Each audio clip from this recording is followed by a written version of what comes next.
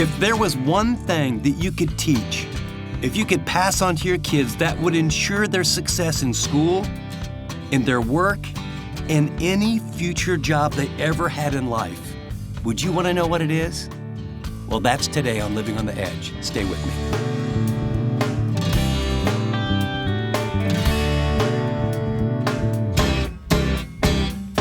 Welcome to this edition of Living on the Edge with Chip Ingram. Chip's our Bible teacher for this Daily Discipleship program, motivating Christians to live like Christians.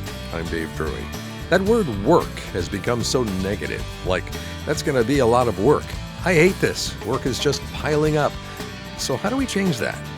Well, as Chip picks up where he left off in our previous program, he unpacks what a healthy biblical view of work looks like. When we understand God's view, it changes everything. Before we get started, let me urge you to stick around after the teaching to hear some extra insight from Chip. With that, here's his message: teach them to work unto the Lord. 60 to 80% of a person's waking hours on this planet is consumed with an activity called work. Now, that work can be at home, but it's work. Now think of that. If you're not sleeping or eating, 60 to 80% of your waking hours, your entire life, you're doing this thing called work. And so I want to ask you to ponder 3 questions with me before we talk about what we want to pass on to those we love the most. And whether that's who we're discipling or our men's group, our women's group, our kids, our grandkids. 3 questions to really think about when we begin to talk about this area of work. Question number 1 is, how can you help those you love the most live above the daily grind? I mean, let's go back to our little analogy where we say, if you knew from this moment right now, 365 days, you're going to die, and you had 365 days, and you knew people that you love, one of your kids, one of your grandkids, your best friend, someone you led to the Lord, some guys that you're in a Bible study with, these gals that you love and care, and you know that 60 to 80% of their entire life is they're gonna keep working after you die.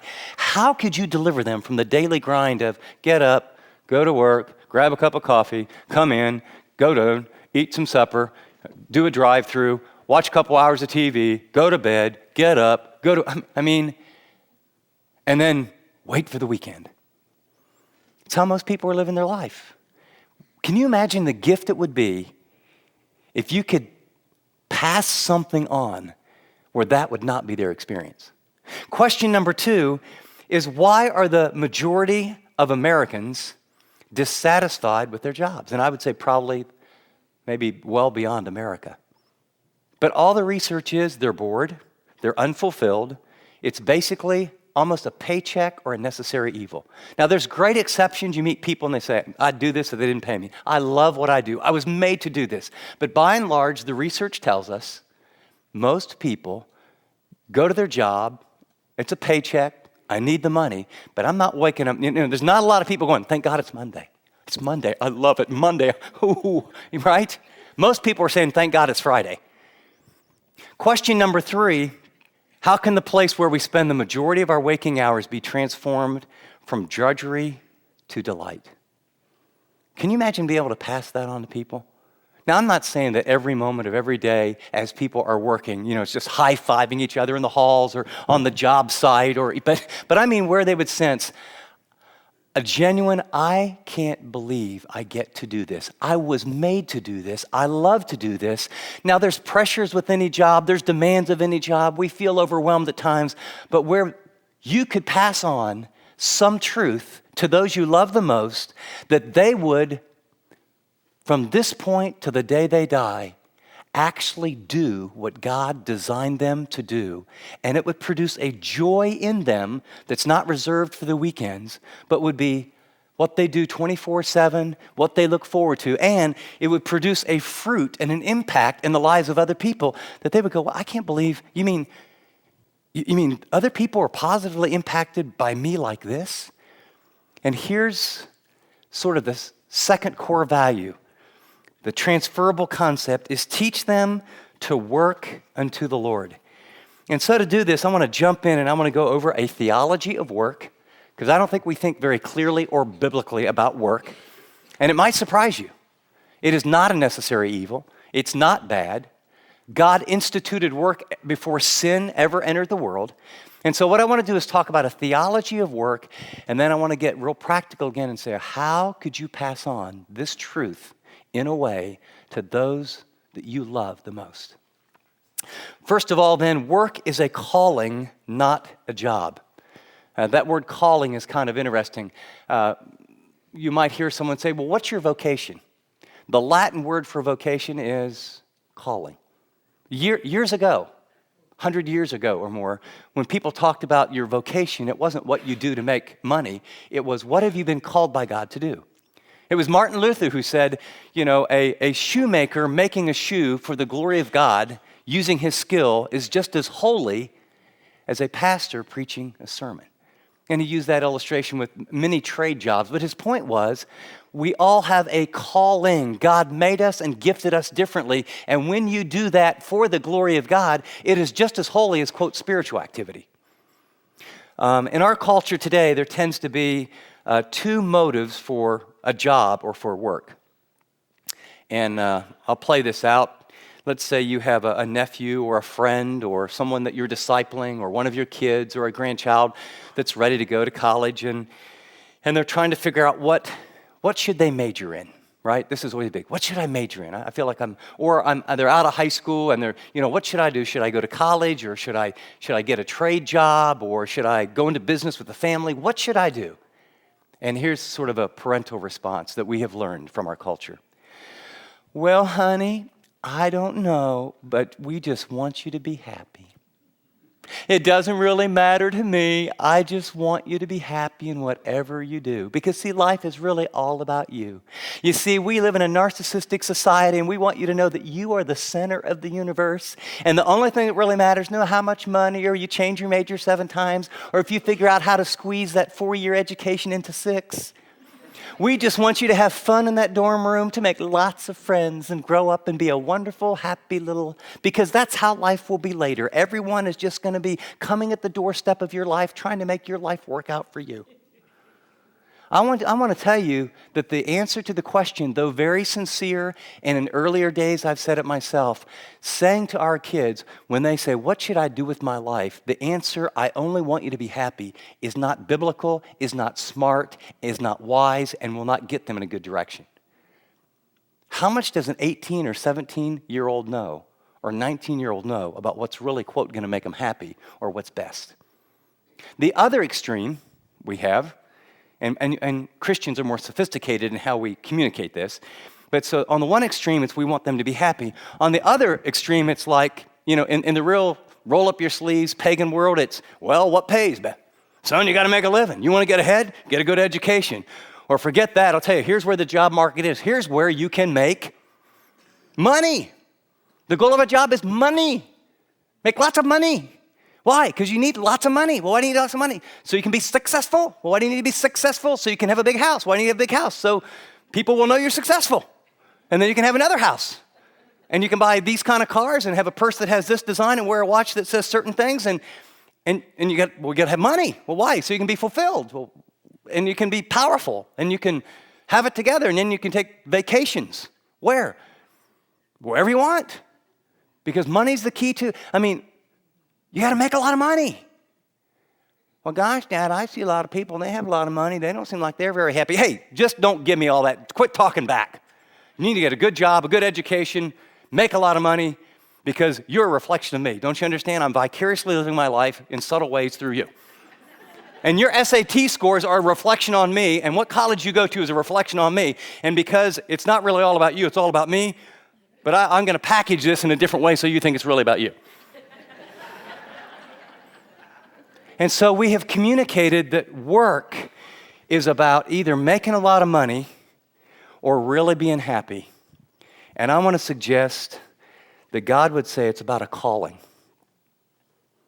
Those people that you love the most, kids, disciples, best friends, grandkids, Bible study partners, God has a call of what they should do. And when they do what He made them to do, they will have incredible internal joy and incredible external impact. And with that, then we have to begin to teach again that all work is sacred. All work is sacred. Jot down 1 Corinthians 10:31. He says, whatever you do, whether you eat or drink, do all to the glory of God. All work is sacred. Early when I came to Christ just right after high school, I went to a college campus, and there was a bricklayer with a high school education who was trained by the Navigators, and he had his own business, and he would lay brick by day, and he opened his home and had a discipleship ministry on this campus by night. And after 2 or 3 years, he began to help me, and I was sort of slow spiritually, and it took me a while to get going. And once I started to grow, then I spent a summer there once, and I needed a job. He said, well, why don't you work with me? And then later, he started another campus. His work was a tent-making ministry. And so this campus grew from, 3 of us in the living room to 250 students on that campus. Then he went to another campus and said, Chip, why don't you come with me, and we'll see if God will do this again. I said, okay, so I want to learn. So I didn't have a job, so I'm a hod carrier, and that means you mix the mud, and he liked to do it by hand for reasons I never did experience, because I'm the guy doing it by hand. And then you had 14 bricks or 12 bricks, and then we did a lot of foundations, and so it was really, really hard work. And he had a line of people because he was so good. People wanted him to do their work. And I remember we worked on a foundation, and we'd work for about, a day and a half. And one day he said, Chip, grab that line. I grabbed the line, and he took the line down and snapped it, and he looked this way and took the line down this way. And, we had it up about this high, 3/4 of the way around on 3 walls. And he looked, and he just, with his foot, he just started kicking the walls down. I go, Dave, what are you doing, man? He said, it's out, and I can't remember the exact. It was like out 1/2 inch. I said, Dave, you're the expert, but like 1/2 inch is that is not making it work. He said, that's not good enough for my work. I said, Chip, you need to understand, I'm not building this house for these people. I build houses for an audience of one. And when I do my work, it's not about what other people think. I do my work because this is my offering today to Jesus Christ, and I will not give him less than my best. I'm not sure how I did it. I've done a lot of foundations. I blew it on this one. And he kicked him over. He says, clean this stuff away. We're starting over. That was worth 10,000 sermons. I learned all work is sacred. And for some of us, especially in that sort of middle to upper class, we have bought a lie that if our kids don't go to college somehow, they're not successful. Some of the best, wealthiest, and most successful people, they're in my world right now, none of them went to college. They got bored with college. They didn't like school. And so they just figured out how to start their own businesses and do what God made them to do and have a lot of fun and be very successful at it. We have sort of this white collar, blue collar, mundane. Tell you what, everyone is made to do something different. And the issue is not this little pecking order of status and money. The issue is helping those you love the most discover, what did God make them to do? And what we understand as we get older, we really care about what our kids do when we're like in our 30s and 40s. You get into your 60s and 70s, you don't care what vocation your kids or grandkids have. You care that they love God, they have marriages they stay in, they really care for one another, and they still want to talk to you. It's right? It's all about character. But you know how character grows is we need to make sure they do, and we help them and coach them not to fulfill our vicarious make me look good, but we want to help them fulfill what God made them to do. The third theology of work is that our work is to flow from God's unique design and purpose for our lives. Purpose is the key word there. The work I'm called to do, that you're called to do, that those that you want to pass things on to are called to do, God has a unique design. Jot in your notes, Ephesians 2:10. God has a unique design. What your job, we're going to learn a little bit later, and we'll talk about how, is to help them discover the unique design or purpose God has for their life. Now, Ephesians 2:8-9, many of you have memorized, right? For by grace we're saved through faith, and that's not of yourselves. It's the gift of God, not a result of works, lest any man should boast. Can I highly suggest that you go the next step and memorize verse 10? For we are his workmanship, created in Christ Jesus unto good works, which God ordained beforehand, like from the foundations of the earth, that we should walk in them. We are not saved from our sin by our good works. We are saved by grace as we put our faith in the work of Christ on the cross. But we're saved for good works. And we are his workmanship. That word workmanship, we get our English word poem. It's the picture of craftsmanship, of a tapestry coming together. It's a picture of a cabinet maker doing his finest work, or a sculptor. You are, if you will, and those you love, they're on this sort of little platform of God creating a beautiful work. You are his workmanship, but now you're created in Christ Jesus unto a good work. There's a good work that you're made for.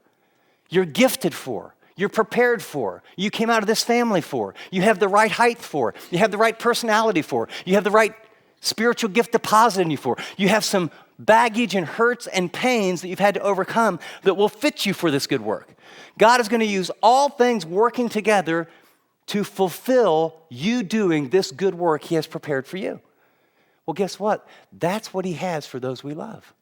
That's what he has for that young guy coming over, that group on Monday nights where we did a Bible study of that 20-something people. God has that for my sons. God has that for my grandchildren. God has that for a group of women that you're meeting with and maybe going through a Kay Arthur or a Beth Moore study. God has that for the people that you care about at work that you find out they're a Christian and they're starting to ask you questions.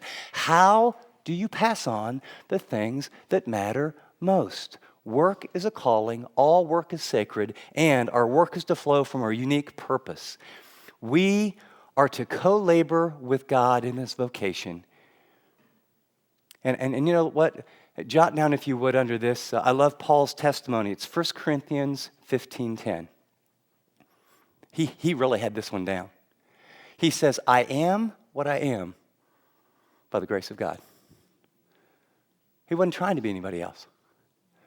I am what I am by the grace of God. And his grace did not prove vain toward me, but I labored more than all of them. There's responsibility. Yet not I, but the grace of God in me. In other words, Paul understood that all my training under Gamaliel, all my baggage even as a Pharisee, all my legalism, all the blindness I had, even my persecuting of the church, you know what? God is lovingly redeeming, taking the worst of all my past, realigning it.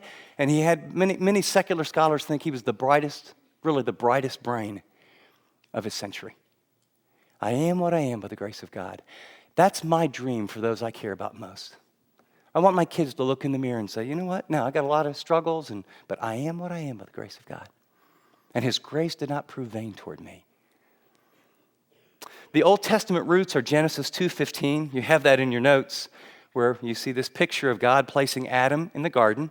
And there's no sin. And he says, look, I want you to cultivate. I want you to rule.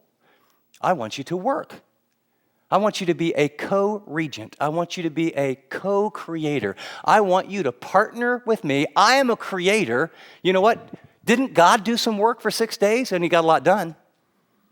So work's not a dirty word. He says, I want you to get to experience, because you're made in my image.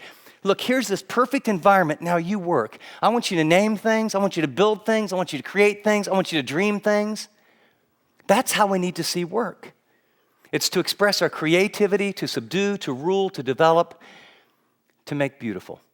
And the two pictures, biblical profiles, are Adam, that we've talked about, and again, Paul. And if you don't mind, I love to read. I love the way Paul says this. It's Acts 20, verse 24, and this is one of those modern translations, but I just love the way he says this. He says, but my life is worth nothing unless I use it for doing the work assigned to me by the Lord Jesus. Isn't that great? And then he understood his, the work of telling others the good news about God's wonderful kindness and love. Now, ultimately, that if you're called to be a plumber or a builder or a software engineer or a stay-at-home mom, if you're called to be a professional athlete or an artist or musician or a businessman or businesswoman, then you will tell others about the love of God by actually how you do your work and by what you say. But that calling is different. His was into full-time vocational He was an apostle. The New Testament command is Colossians 3:23. Whatever you do. Now let's see. What do you think that would cover? Let me ponder this. Whatever. Gosh, would that have to do with my hobbies? Yeah. Okay. Would that have to do when I eat? Yeah. Would that have to do with just when I go to church? No. Is this just spiritual stuff, quote? Whatever you do, work at it with all your heart as working for the Lord, not for men. This is revolutionary. Can you imagine what would happen if you were the president of a company and everyone who showed up said, hey, I really appreciate you. I know God put you in this place. I don't work for you. I work for God. Tell you what, I don't leave early because I work for God. I do my best because I work for God. I submit to authority that I don't agree with because I work for God. I want to keep improving. I go home and read books about my job because I work for God. I want to develop my gifts because I work for God. Can you imagine the difference that would make? Do you see the impact that has? You know, we want to change the culture, and we've tried it in lots of different ways. You want to change the culture? Show up for work and work for God and be an awesome boss, an awesome supervisor, an awesome employee who loves people and does excellent, excellent work. And I will tell you what, you'll change your world and change your culture. I have a good friend who, we lived in Santa Cruz for many years, and it's right on, you know that song, Down by the Boardwalk. Come on with me. Down by the sea. Well, anyway, the boardwalk, that song comes from there. There's this huge boardwalk and the big roller coaster and all this. Well, I have a friend who, his family owns all the concessions. So they've got a zillion jobs. And every summer, Campus Crusade would come to do ministry. I mean, you know, like 150 students from all over America. And what he learned is, and what a testimony to Campus Crusade, these young college students were very committed Christians. Their work ethic and commitment was of such. Every summer, after about 3 summers, he said, send all of them to my place. Okay, what do you like to do? Oh, good. And he would hire them all summer. And he said, our profits went up, the attitudes went up, they did ministry while we were there. He said it was the greatest win-win in the world. Why? Because they understood they were called by God to be there. Whatever you do, do it with all your heart as unto the Lord. Little application here, and I want to ask you, it says I, and then in my notes I have your name. So, you know, do not write, I, Chip Ingram, commit to discover God's calling for my life so I can impact my world and beyond. That will not work for your notes. You would probably go with like your name. Because, right? You track with me? Because if this isn't happening, again, if it's not happening in you, you won't pass it on. You can take these notes and these concepts and you can get in a Bible study, or you can go out for a Coke or a coffee with a son or a disciple or grandchild and tell them this, and if it's not in you, you won't pass it on. And I don't care, you know what, your work never ends. Don't say, well, I'm retired. Okay, from some vocation for a season, but if you're breathing, you're working, you're doing things that are making, creating, modifying, developing, bringing beauty to life. And so you do that unto the Lord. Now let me give you 4 kind of specific ways that are real practical and general to develop this, and those that you love to pass it on. And then what I want to do is I want to take this very specifically in the second half of our time about how do you help those you love discover God's calling for their life. But before we do, let me give you 4 quick things that, especially for those of you that might have kids that are still at home, or you know, you're in those earlier years. Number 1, give them a lot of jobs growing up. We have too many parents working too hard, too long, that are very tired with children in front of television sets and video games going, Mom, when's supper ready? Your kids need to learn to cook and help out at 11 and 12. Everyone needs to be able to make their own bed by age 5 or 6. Everyone needs to be able to handle and do their own laundry, you know, by the early teen or preteen years. I was, oh, that's my job. Look, here's your job is to impart and impact and develop your child to be responsible and learn to do work with a good. And the only way you do that is you got to give them jobs. And guess what? It's a fallen world and they have flesh. They don't like to do it, right? They don't want to feed the dog. They don't want to take out the garbage. They don't want to clean up the room. You start from young. You give them jobs. And by the way, it takes more time and it is a hassle. That's why you're the mature one and they're the non-mature one. Of course, it's easier to tuck them in bed and clean up the whole thing yourself. You want them to learn to work at an early age. You've been listening to part 1 of Chip's message, Teach Them to Work Unto the Lord. He'll be right back with his application on this teaching from his series, Leaving a Legacy That Lasts Forever. You know, kids today are experiencing a real crisis of character. So many young adults don't know how to properly handle hardships or make wise choices. They're also lost when it comes to managing money or finding meaning in their work. For those of you with teenagers or adult children, you understand the struggle I'm talking about. But don't lose hope. The Bible has the answers. Stick with us for this entire series as Chip unpacks 5 key biblical lessons that'll equip you to pour into the kids you care about. To find all the resources for leaving a legacy that lasts forever, go to livingontheedge.org or call 888-333-6003. App listeners, simply tap Special Offers. I want to take just a moment to talk directly to those of you that are seeking a way to be more connected to the ministry of Living on the Edge. We're in need of partners who will take a step of faith and make a monthly financial commitment to the ministry. You may be thinking that because we reach millions of people through radio and broadcast and online and ministry resources that we probably don't need the money or that we're supported by all these people. The fact is, it's a very small percentage of all the people who listen or do small group resources that actually give to the ministry. We depend on and we deeply appreciate those partners who make the decision to walk with us, especially with a monthly commitment. It doesn't have to be a large amount. So let me ask you, would you please pray about becoming a monthly partner? Thanks so much in advance for whatever God leads you to do. Well, if partnering with Living on the Edge is an idea that makes sense to you, we'd love to have you join us. Helping Christians live like Christians will change the world we live in. Now, to give a gift, just give us a call at 888-333-6003. Or if you prefer to give online, you can donate securely by going to livingontheedge.org. Your generosity is greatly appreciated. Well, now here's Chip with a final thought about today's message. As we talked about work today, let me do a very brief review because what I understand is we said some things that are diametrically opposed to what you've heard most of your life. Number one, we are to work unto God. I mean, whether you are a plumber, a construction worker, a software engineer, or a stay-at-home mom, or a doctor, you show up for work and your boss is God. There may be a human person that's your supervisor, but your real boss is God. Second is that all work is sacred. When I prepare a message for God's people, or you complete a business deal, or make a cell, or diaper a baby, or finish some plumbing on a construction project, when I do it unto the Lord and you do it unto the Lord, before God, they are both sacred. Now, what I understand is that even if you can get your mind around that, we have been so trained to think of sacred kind of over here in this world, and then the secular over here, it's just a job, just a paycheck, get it done. Here's the deal. If you think about work as a necessary evil, the enemy has robbed you of 8 to 10 hours of every day of your life that you will absolutely squander, because the goal will be to simply get it done.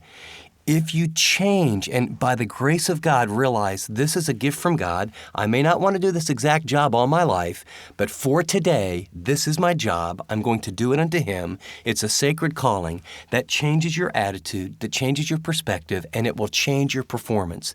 And then you go to work and say, God, give me the grace, give me the strength to literally be a light at the workplace. And I will tell you what, that change of thinking and that change of attitude and that change of performance will impact deeply those you work with. And you know what? He can give you joy in the mundane work of life. Now, you may say, I'm not sure I'm supposed to do this. Our next broadcast will talk about how to find the job you can love. Thanks. Looking forward to it. A couple points that Chip just made are right off his message notes. They're a great resource to help you get the most out of the teaching. His notes provide his outline, all of the scripture references, and lots of fill-ins to help you remember what you're learning. Chip's message notes are a quick download at livingontheedge.org under the Broadcasts tab. App listeners tap Fill-in Notes and you're set. Well, be sure to join us next time. Until then, this is Dave Drury saying thanks for listening to this edition of Living on the Edge.